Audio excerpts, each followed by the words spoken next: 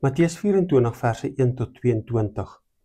Jesus stap by die tempel uit, die disippels wys hom op die pragtige tempel. En dan profeteer hy wanneer hy sê dat hierdie tempel sal afgebreek word en verwyder word, wat vandag nog waar is, want hy's weg. Later sit hulle op die Olyfberg, en dan vra hulle Jesus oor sy terugkeer, sy koms, die wederkoms. Jesus verduidelik aan hulle die tekens van daardie wederkoms.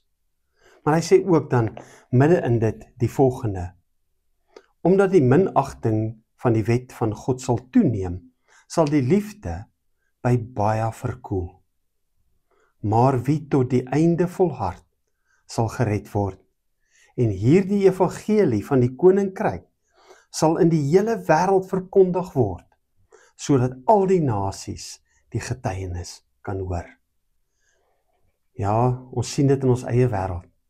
Mense wat die wet al hoe meer en meer minag, wat al hoe meer in hulle self gekeer word en vir hulle self lief is en nie meer die liefde vir mense rondom ons leef nie. Maar ten spyte van dit, weet ek verseker dat die evangelie van God nie toegesluit kan word nie. Dit word steeds verkondig elke dag in die hele wêreld. Ek wil graag deel wees daarvan, om die evangelie van die koninkryk van God, die evangelie van Jesus Christus te verkondig, daardie goeie nuus wat redding bring. Ek wil deel wees van die mense wat aan elke mens in hierdie wêreld die evangelie wil verkondig. Bid saam met my daarvoor vandag. Bid dat die evangelie van Jesus gou by elke mens sal kom.